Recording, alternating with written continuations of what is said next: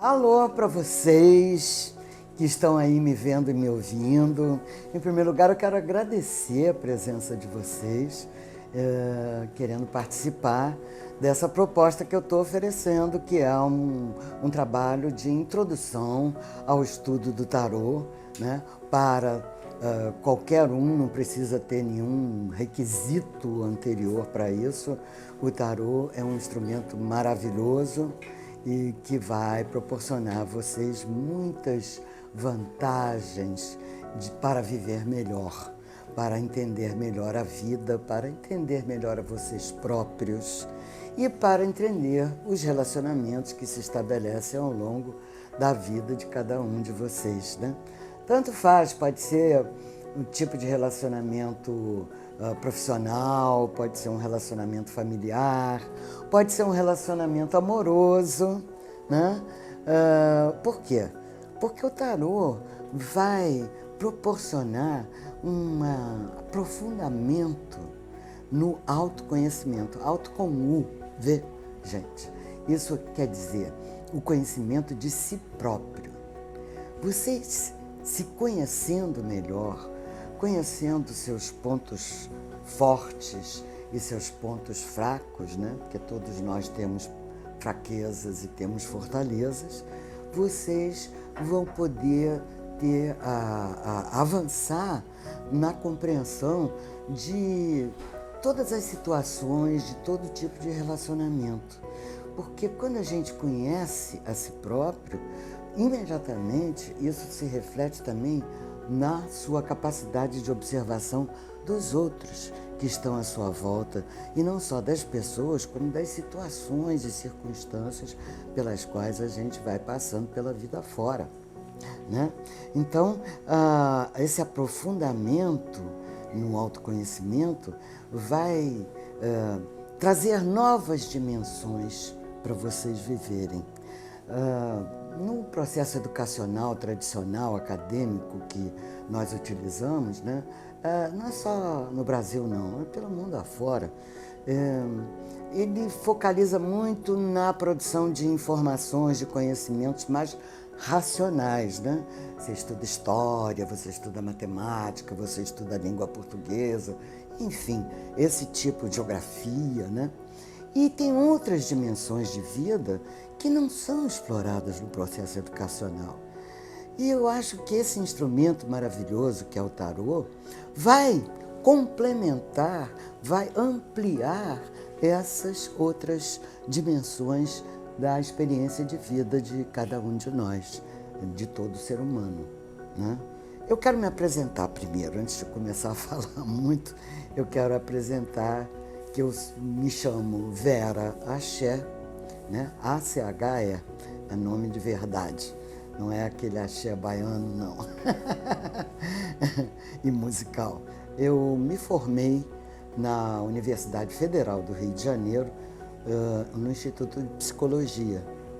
Então, eu tive uma formação, isso há muitos anos atrás, né?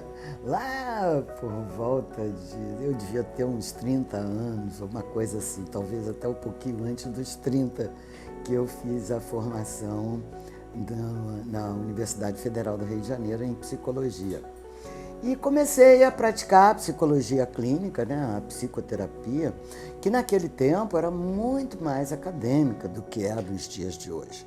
Era uma coisa mais comportamental, era uma coisa mais assim, falava-se no inconsciente e tudo mais, mas esse trabalho era mais assim, tipo, análise das respostas que a gente vai dando na vida, pela vida fora, para as diversas situações e diversos tipos de relacionamento.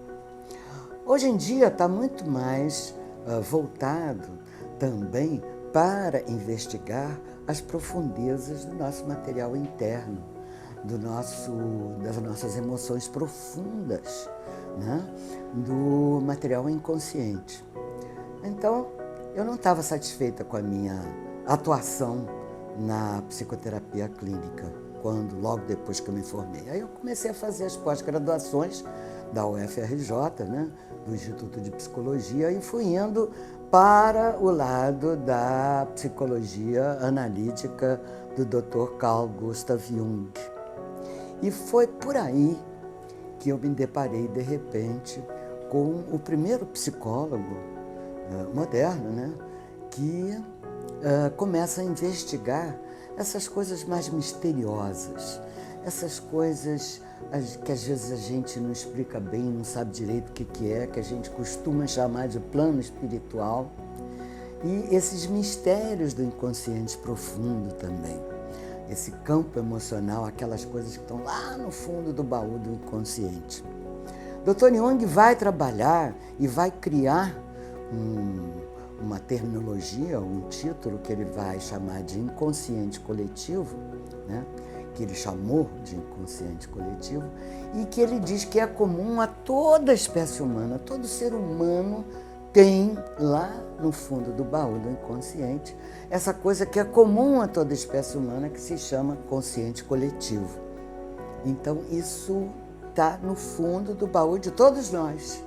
E é de difícil acesso, porque está lá muito no fundo, né? A gente não consegue ter um distanciamento da gente mesmo, né? O distanciamento de si próprio é muito difícil.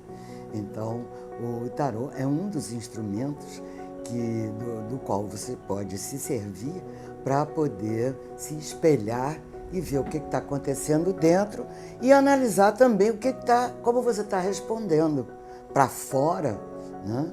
Nos seus contatos, nas suas vivências, como você está respondendo aos estímulos do exterior. Então, aí a gente já começa a trabalhar com uma coisa que o Dr. Jung chamava de ânima e ânimos, né? E que a gente pode fazer uma espécie de arranjar assim como se fosse um sinônimo, traduzindo para energia yin e energia yang. Vou explicar para vocês o que é isso. A energia yin, né, é uma energia interna, né? Vai tratar desses materiais todos interiores nossos, emoções, inconsciente coletivo, inconsciente pessoal, né?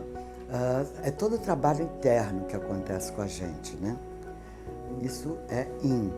E isso o Dr. Jung chama de ânima, porque é um processo de reflexões, de meditações, de quando você está sozinho ou quando você está pensando em você mesmo, querendo saber o que está acontecendo consigo próprio, né?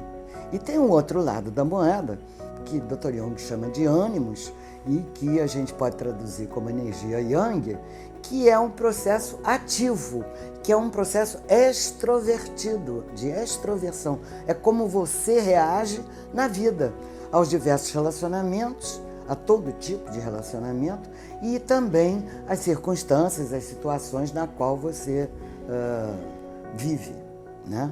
E esses momentos são muito variados, né? Então a gente tem ânimos e ânima, yin e yang. E é necessário, à luz da psicologia moderna, que haja uma espécie de harmonia entre o yin e o yang.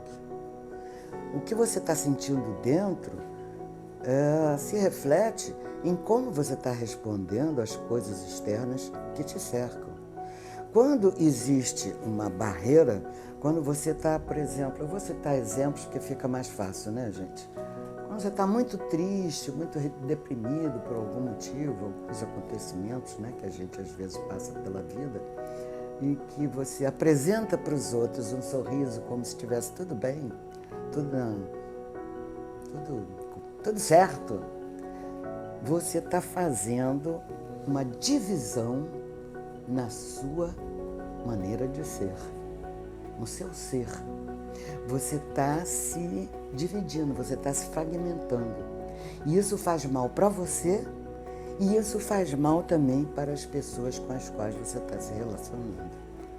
Então é preciso haver, seria melhor, eu acredito, porque eu tenho visto isso na minha experiência toda, seria melhor se dentro e fora tivessem uma certa correspondência uma coisa com a outra, tá? Eu não quero fazer aqui afirmações, impor regras, nada disso. O trabalho que eu proponho é muito amplo, é muito aberto. Eu não sou dona de nenhuma verdade. Eu quero estar sempre aberta a todo tipo de questionamento.